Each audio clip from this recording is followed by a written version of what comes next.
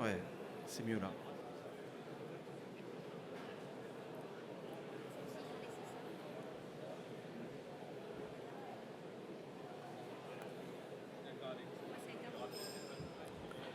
Bonjour, je m'appelle Richard Arcos. Je suis le gérant de la société Callisto, qui est une société qui est spécialisée dans le traitement des effluents industriels, qui existe depuis plus de 30 ans et qui aujourd'hui regroupe une vingtaine de collaborateurs. Notre spécialité, c'est de trouver des solutions innovantes dans le cadre du traitement et du recyclage des eaux. Nous vous accompagnons à chaque étape du cycle de votre projet. Aujourd'hui, nous vous proposons de faire un zoom sur les enjeux liés à la gestion de l'eau dans l'usine du futur en relation avec les problématiques de changement climatique. Lorsqu'on regarde quels sont les besoins en eau de l'industrie manufacturière, on se rend compte que celle-ci représente 50% de ce que consomment les ménages. Donc ceci équivaut à un peu moins de 2 milliards de mètres cubes d'eau par an qui sont nécessaires au bon fonctionnement de nos usines. Ces données sont de 2015. Lorsqu'on y associe la production d'énergie, cette consommation double et elle représente celle de l'eau potable. La consommation d'eau, en fonction des secteurs d'activité, est très variable. On se rend compte que certaines activités sont extrêmement consommatrices en eau et qu'elles doivent par là même avoir une approche très ciblée par rapport à la maîtrise de cet approvisionnement. On distingue, somme toute, 3 types d'industries qui sont les plus gros consommateurs. La chimie, avec 25 à 30%, l'industrie papetière à hauteur de 10%, et les industries de l'agroalimentaire, qui représentent 8% des consommations en eau de toute l'industrie.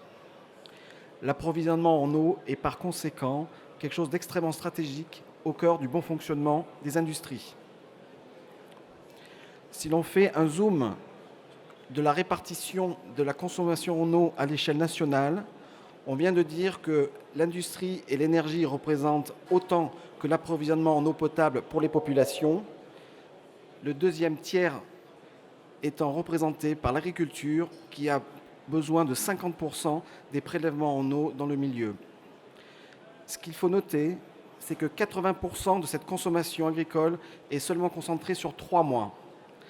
Donc, en période estivale, on a besoin d'un approvisionnement en eau qui flirte avec les 6 milliards de mètres cubes d'eau. C'est absolument gigantesque. On pourrait se dire, comme nous l'a dit récemment une personne de l'administration, sur un projet que l'on défend pour pouvoir recycler en milieu agricole des quantités d'eau assez importantes, que ce n'était peut-être pas la peine de s'embêter parce qu'en fait, on n'avait pas besoin d'eau et que l'eau était à disposition. Si l'on analyse la situation dans le histogramme à partie haute, à gauche, en dessous de la flèche, c'est la France avec ses réserves en Europe en eau douce. Donc on se rend compte qu'on est plutôt vers le bas de la disponibilité de la ressource. Ce qui veut dire quoi? Ce qui veut dire qu'en fait, on a un peu moins de 3000 mètres cubes par habitant par an de réserve en eau douce. Or, des échelles existent et elles disent que la vulnérabilité par rapport à l'approvisionnement en eau débute lorsqu'on a moins de 2500 mètres cubes d'eau par habitant par an. Donc la situation est relativement dégradée et c'est une tendance qui a été amorcée depuis une quinzaine d'années. Et quand on fait un zoom sur la répartition de ce manque d'eau au niveau de l'échelle nationale, on se rend compte de façon assez surprenante que les régions et les départements les plus touchés sont ceux qui sont dans le nord de la France. Dans le nord de la France, dans les Hauts-de-Seine, on voit effectivement un pavé rouge qui correspond à une zone de haut stress hydrique. Si on fait un zoom par rapport à ce qui s'est passé cet été 2019, on peut se rendre compte qu'effectivement, bien des départements et des régions ont été un peu surpris par l'intensité de la restriction en eau qui a pu être relevée. Nous sommes basés à Limoges et en Limousin, il est notoire de constater que 2 petites communes ont été ont dû être approvisionnés en eau potable à partir de camions-citernes et que Guéret, qui est la préfecture l'ancienne préfecture, la préfecture pardon, de la Creuse, euh, avec les régions, avec le regroupement des régions, j'ai eu un doute. Excusez-moi. Eh bien, en fait, Guéret a flirté avec l'approvisionnement à partir de camions-citernes. Et ça, ce n'était pas du tout prévu au programme et on n'était pas préparé à gérer cette situation de crise. Et encore plus inquiétant et alarmant, au niveau de l'alimentation en électricité, comme on l'a dit, 25% des consommations sont liées à la production d'énergie. La centrale nucléaire de Golfech, donc sur la Garonne, a dû couper deux de ses réacteurs de centrale car l'eau utilisée pour le refroidissement est à une température trop haute. Donc effectivement, si on manque d'eau, c'est embêtant. Si en plus on n'a plus d'électricité, ça devient extrêmement compliqué à gérer. Avez-vous une idée de la température qu'avait la Garonne à ce moment-là ? 28 degrés, en plein mois de juillet. 28 degrés, c'est assez impressionnant. Donc effectivement, la situation, elle escalait et malheureusement, il va falloir composer avec. Et ceux qui composent en premier lieu, effectivement, ce sont les préfectures qui doivent assurer l'approvisionnement en eau potable des populations. Donc lorsqu'on a un manque d'eau, on édite des arrêtés sécheresse avec une gradation qui vont de l'alerte à l'alerte renforcée jusqu'à la crise. Et lorsqu'on regarde la petite carte de France à droite qui rappelle la situation en plein été 2013, on se rend compte qu'il n'y avait que très peu de départements qui étaient touchés par les alertes renforcées et les alertes de crise par rapport au manque d'eau. Sur le mois de juillet 2019, la carte de gauche est assez éloquente dans son amplitude. Pratiquement toute la France a été concernée. De telle façon qu'aujourd'hui, effectivement, Bruxelles et l'Europe, puisque la France est un des pays, mais du nord au sud, l'amplitude, vous pouvez l'imaginer, des besoins en eau divergent énormément, pensent que d'ici 2030, et finalement ça nous tend les mains, c'est à peine 15 ans, on aura sûrement 50% de la population européenne qui sera non seulement en stress, mais surtout en pénurie d'eau. Le stress est une chose, la pénurie est encore une gradation, puisque là on passe à moins de 500 mètres cubes par habitant par an. Donc la situation est sérieuse et il faut en tenir compte.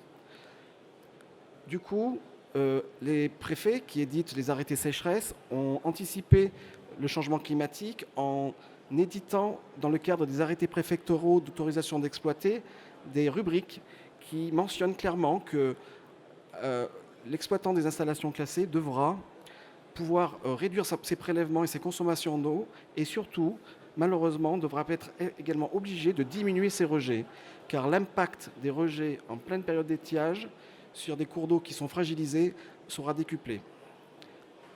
Donc aujourd'hui, en dehors du discours, du fait que certains encore ne se positionnent pas en disant que le réchauffement ou le dérèglement climatique est un fait, aujourd'hui, la seule chose pour les industriels qui sont présents ici aujourd'hui, qui doit être intégrée, c'est que la situation est telle qu'il est possible qu'on vous contraigne d'arrêter de produire, d'arrêter de rejeter. Quand on utilise de l'eau, ça veut dire arrêter de produire. Et lorsque l'on voit effectivement dans le détail des arrêtés préfectoraux qu'on a récupérés dans la presse, on se rend compte qu'effectivement, tous les textes sont là pour être opérationnels. Les ICPE sont réellement soumises à devoir respecter des arrêts de production à venir en fonction des états de sécheresse qui seront relevés. Alors effectivement, aujourd'hui, il existe un texte cadre, la directive de 2000 européenne, qui a pour ambition de redonner aux cours d'eau la qualité originelle qu'ils avaient. S'en est suivi toute une approche par rapport à l'identification des micropolluants qui dégradent ces cours d'eau. Dans les arrêtés préfectoraux d'autorisation d'exploiter des industriels, depuis 2017, ont été introduits cette norme de niveau de qualité environnementale. C'est-à-dire qu'aujourd'hui, effectivement, il est important, lorsqu'on crée une usine, d'intégrer que, selon le milieu récepteur qui va recevoir ces effluents, on peut être soumis à des normes de rejet qui sont plus basses que les textes régaliens. La seule chose qu'il faut bien intégrer, c'est que ce texte se déclinait et était applicable à toutes les installations classées, et ceci à partir du 1er janvier 2020. C'est-à-dire que les industriels qui ont des rejets avec des métaux lourds, des molécules organiques diverses et variées, certaines molécules pharmaceutiques vont être soumis en fonction de la capacité fragilisée du milieu récepteur à des seuils de rejet qui vont être beaucoup plus bas. Et voici un exemple d'un tableau qui a été extrait suite à la visite d'un inspecteur des installations classées chez un de nos clients, qui explique que le cours d'eau, les bases de calcul de dilution qui étaient prises jusque-là ont été revues en fonction des épisodes de stress hydrique marqués ces 5 dernières années, et que, en termes de cuivre, c'est la dernière ligne, où aujourd'hui son rejet est autorisé à 1,5 mg par litre. Compte tenu dans la première colonne verte NQE, on voit apparaître une concentration à 0,001. Ceci est le seuil acceptable dans le cours d'eau pour le cuivre, 1 microgramme par litre. Comme on a revu à la baisse la capacité et les débits d'eau dans cette période d'étiage, les 1,5 mg par litre se transforment dans la première colonne à 0,005. Et on lui a dit, au 1er janvier, vous devez pouvoir respecter ceci. Donc il y a urgence.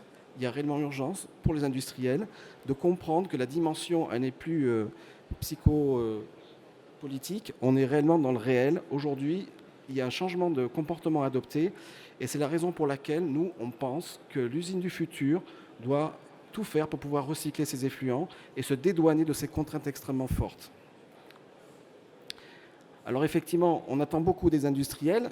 Et comme vous le voyez, il ne faut pas des grands textes de loi pour arriver à des conclusions qui sont extrêmement engageantes pour les conseils d'administration des entreprises. Aujourd'hui, l'eau manque à tous les étages. Et effectivement, on a une ressource d'eau dite non conventionnelle qui est issue du rejet des stations d'épuration urbaines. Ces rejets de stations d'épuration urbaines sont recyclés dans bien des pays, en agriculture notamment, pour l'irrigation, avec des coefficients de recyclage assez remarquables, comme on le voit sur le schéma en bas à droite, où l'Espagne et Israël, effectivement, ont des coefficients extrêmement élevés de recyclage, alors que nous, aujourd'hui, excusez-nous, on n'est pas le meilleur élève européen, on n'est même pas à 0,2% d'eau valorisée en sortie de station d'épuration. Donc, il y a ce contraste entre, effectivement, un changement climatique qui impose un rythme d'adaptation qui est très rapide, un État qui s'adapte parce que lui, il se doit d'assurer effectivement la distribution en eau pour les populations, et un État qui n'encourage pas effectivement à mettre en place des infrastructures pour pouvoir recycler l'eau aussi à l'échelle domestique. Bruxelles l'a bien compris, et c'est pour ça qu'à l'échelle européenne, des textes régaliens sont en train de sortir, notamment par rapport à l'irrigation à partir d'eau de sortie de stations d'épuration urbaines, où jusque-là, il y a un cadre bien précis et existe, mais il fallait redemander des autorisations spécifiques au préfet au cas par cas. Et la Commission a terminé un texte en mai 2018 qui a été arrêté par le Parlement au mois de février 2019 par rapport à l'irrigation, qui fige de façon régalienne les normes de rejet à obtenir. Donc ça ne sera pas soumis à des autorisations spécifiques locales. Quoi qu'il en soit, il est clair qu'aujourd'hui, Bruxelles vise cette ressource en eau qui est extrêmement importante. Vous l'avez vu, l'irrigation consomme, l'agriculture, 50% des ressources d'eau douce, donc il y a urgence, mais également à des fins industrielles. Et c'est ça la grande évolution. Ça, c'est des fameux critères de sélection des qualités d'eau en fonction du type d'irrigation qui sera faite. Mais en fait, donc, Bruxelles a réellement décidé qu'à une échéance qui reste à définir, des experts planchent pour que les industriels n'aient plus l'autorisation d'utiliser des ressources en eau potable, des ressources en eau à partir d'eau de surface ou de forage pour approvisionner leur établissement. Donc ça, c'est une véritable révolution. Et donc, ils n'auront que deux options, soit recycler eux-mêmes sur un circuit court leurs effluents, ou alors s'approvisionner à partir d'eau recyclée produite en sortie de stations d'épuration urbaine. Ceci va être la norme demain, et demain va arriver très vite. Quoi qu'il en soit, aujourd'hui, sur 2018, on se rend compte que les situations de stress hydrique ont conduit à des pertes économiques extrêmement importantes. Aujourd'hui, ne pas s'adapter, c'est tendre la joue gauche et sûrement prendre une bonne baffe. Bonduelle, par exemple, a perdu 8 millions d'euros en 2018 à cause du stress et du manque d'eau. À l'échelle planétaire, les chiffres qui sont évoqués sont énormes. Ça flirte les 40 milliards d'euros de pertes de dollars de production. L'industrie, le propre de l'industrie, c'est de s'adapter, elle le sait, surtout dans le cadre du futur. Et les investissements qui ont été faits dès 2017 sont relativement conséquents. En clair, il faut se positionner. Là, ce sont des exemples d'articles qui mettent en évidence le coût économique pour les entreprises. Donc, aujourd'hui, on est dans une démarche qui, en fait, en partant de la raréfaction de la ressource, ou alors en fonction des implantations de l'absence de milieu récepteur, on a des clients qui se sont implantés sur des zones où il n'y avait pas de cours d'eau qui pouvaient accepter leur rejet. Le fait que la réglementation se durcisse, en fait, les contraintes doivent être intégrées comme de nouvelles façons d'appréhender les choses et de s'en dédouaner en mettant en place des structures de recyclage. On devient alors des acteurs responsables, sociétal et environnemental, et on peut se positionner, se distinguer au niveau commercial en ayant, sur le plan marketing, des statuts forts. Alors, le recyclage, de façon très pratique, n'est pas quelque chose de nouveau. Ça fait près de 30 ans que l'on recycle des effluents dans différents types d'industries. Aujourd'hui, les technologies sont matures et elles permettent d'appréhender de façon sereine la mise en place de filières de recyclage et de valorisation des coproduits. La phase ultime qui consiste à déminéraliser de l'eau quand on va au-delà des critères globaux de pollution, qui met en œuvre des technologies de séparation membranaire ou d'évaporation qui sont aujourd'hui, qui ont été challengées depuis 50 ans par la mise en place du dessalement d'eau de mer, qui ont fait qu'on produit en quantité tous ces types de technologies qui aujourd'hui sont à un prix acceptable. Ce n'était pas le cas il y a une dizaine d'années. C'est très important. Le secteur qui est le plus sensible par rapport au recyclage est l'industrie agroalimentaire. Effectivement, là, il y a un grand vide juridique par rapport à la possibilité de recycler de l'eau en industrie agroalimentaire, car il est mentionné que cette pratique est déconseillée, car pour pouvoir produire de l'eau qui est en contact avec des denrées alimentaires, il faut garantir une eau de qualité de consommation humaine, de l'eau potable. Or, la réglementation dit que pour faire de l'eau potable, on doit utiliser une qualité d'eau qui est bien définie.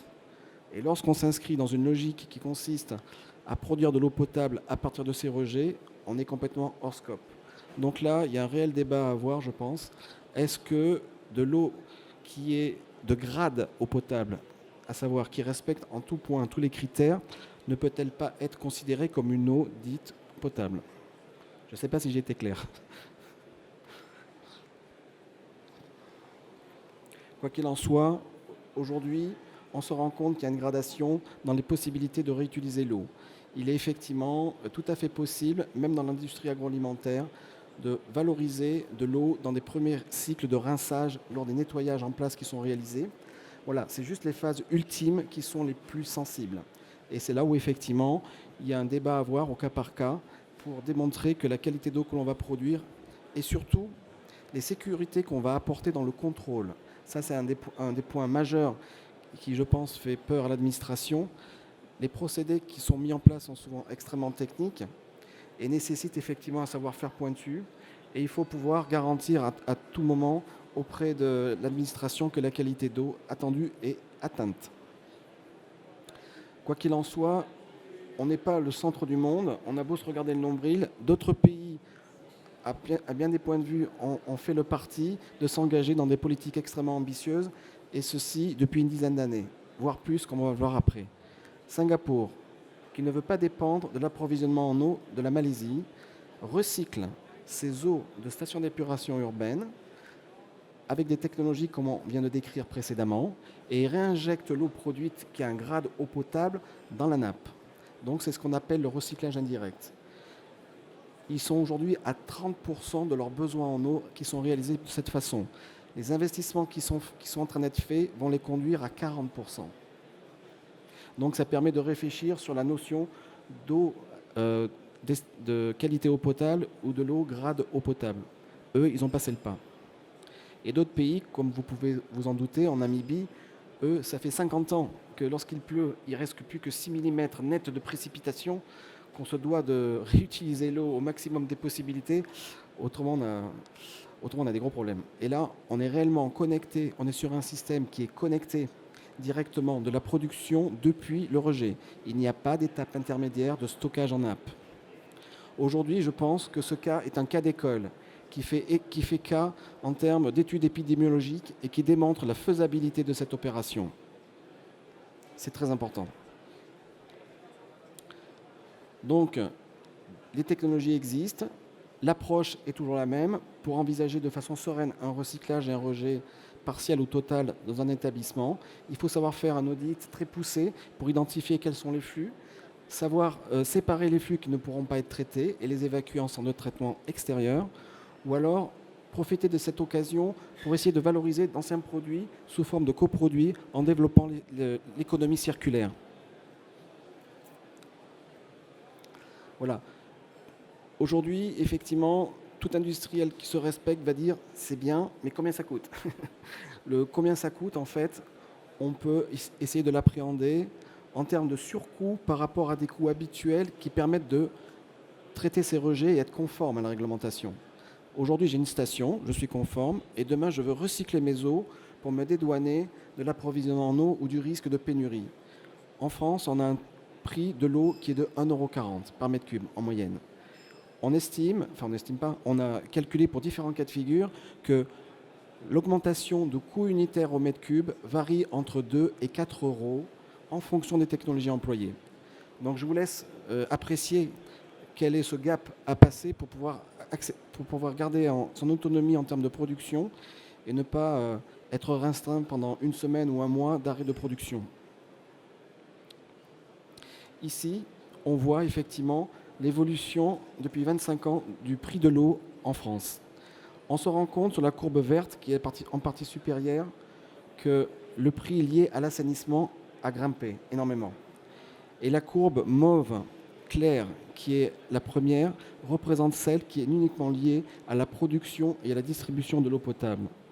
L'évolution est somme toute très faible, à peine 10%, soit moins de 0,38% par an. En fait, on estime qu'on ne paye pas au prix normal l'eau. L'eau est sous-évaluée aujourd'hui.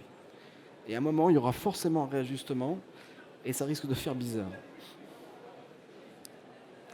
Là, on a pris un exemple d'une laiterie, un projet sur lequel on travaille, qui représente 1000 m3 jour de rejet, qui représente la pollution équivalente à 50 000 habitants dans une agglomération assez conséquente, somme toute, avec des normes de rejet à respecter, des flux de pollution à traiter, qui va faire une filière de traitement assez futuriste, en sélectionnant certains coproduits, en les transformant avec les déchets que va produire la station pour faire de la méthanisation et produire de l'électricité, et qui aura sur sa filière de traitement d'eau, à la place d'un décanteur de séparation des boues, des membranes d'ultrafiltration qui sont là et qui vont garantir un rejet sans MES et sans bactéries, et qui va être la première étape indispensable lorsqu'on a des effluents biodégradables pour imaginer pouvoir séparer les sels qui sortiront de cette installation. Voilà, avec effectivement aujourd'hui, on a des possibilités en termes de valorisation des déchets qui vont très loin, jusqu'à produire des fertilisants valorisables, cogénérer les déchets organiques pour faire de l'électricité. Il y a un boom réel par rapport à ces deux thématiques, l'eau et la production électrique. Et produire effectivement en étage final, en mettant en œuvre que des matériaux qui sont admis dans la production d'eau potable, des matériaux nobles, que des équipements qui sont référencés pour produire cette fameuse eau de grade eau potable, sécurisée au niveau bactériologique avec des technologies somme toute très pratiques et fonctionnelles d'utilisation comme la désinfection UV. En fait, on se rend compte que le retour sur investissement pour faire cette installation du futur est inférieur à 5 ans. Dans les conditions actuelles, aujourd'hui, du coût de l'eau et des restrictions et de la possibilité de produire tous les jours. Voilà, donc ça c'est un exemple d'une installation que l'on suit depuis 3 ans d'agroalimentaire qui recycle 70% de ses rejets. Et ça a été une première sur le bassin Adour-Garonne. Ce dossier a été financé par l'Agence de l'eau. Il a fait l'occasion d'un dépôt de dossier auprès de l'ANSES. Il est suivi par l'ARS de façon mensuelle. Et l'on voit ici les normes de qualité d'eau que l'on produit, qui sont réellement des qualités qui correspondent à tout point de vue à la qualité potable. Donc voilà, et on voit dans les dernières lignes de ce tableau qu'il n'y a plus de bactéries, tout est à zéro. On respecte à tout point de vue les différentes concentrations en minéralisation. On laisse une minéralité à l'eau pour qu'elle ait cette fonction importante. Et d'autres cas de figure plus anciens que l'on pourrait effectivement décrire, comme dans l'industrie mécanique, avec un site comme Volvo qui est basé sur Limoges, qui est un site d'excellence pour le groupe, car il met au point des procédés innovants, et notamment effectivement dans le cadre de la gestion de ces eaux, puisqu'on recycle 100% des rejets. Mais ce qu'il faut bien intégrer, effectivement, c'est ce qu'on a évoqué rapidement tout à l'heure, il est important d'avoir une vue extrêmement précise sur le process pour pouvoir agir dessus. Tout ce qui peut être gagné en amont, c'est un coefficient 10 par rapport au désinvestissement qui se fera au final. Donc il faut consacrer le temps nécessaire à bien comprendre quels sont les procédés employés, quels sont les produits chimiques, qu'est-ce qui peut être fait pour aménager, mettre des technologies propres, réduire les flux. Séparer les flux, parce qu'on ne peut pas tout traiter dans un tuyau identique. Il faut savoir se séparer des flux qui vont être compliqués, qui vont dégrader la solution recherchée. Voilà, grosso modo, sur ce site, on recycle 86% des rejets qui sont produits et on a 14% de déchets ultimes concentrés qui sont évacués en centre de traitement extérieur. Et là, on parlait de qualité d'eau tout à l'heure. Le paramètre organique était inférieur à 0,8 mg par litre. C'est le critère qui est retenu pour l'eau potable. Sur la partie industrie mécanique, 800 mg par litre suffisent. Donc il faut savoir ajuster la qualité nécessaire et juste nécessaire dans les process industriels. Il faut avoir des réseaux avec des qualités différentes. On a également travaillé, et on travaille encore puisqu'on a une représentation locale en Tunisie, où on a travaillé pour la plus grosse industrie agroalimentaire avec un abattoir et une laiterie combinée qui représente 3000 m3 jour d'effluents concentrés, ce qui représente l'équivalent d'une station de 250 000 équivalents habitants. La station a complètement été refaite, mise aux normes pour pouvoir recycler l'eau en irrigation d'arbres fruitiers. Voilà. Et cette installation fonctionne depuis 2017. Je vous remercie pour votre attention.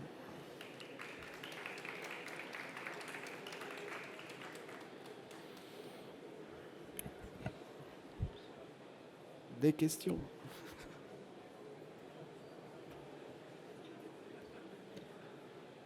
J'ai fini tôt? C'est bien.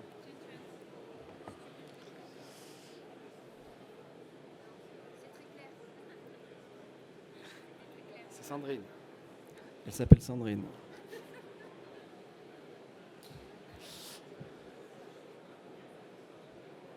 On a un stand C10. Si ça sera l'occasion, pour ceux qui le souhaitent, de compléter cette présentation et d'échanger sur toute thématique liée à l'eau. Avec plaisir. Merci beaucoup, messieurs, dames. Tata.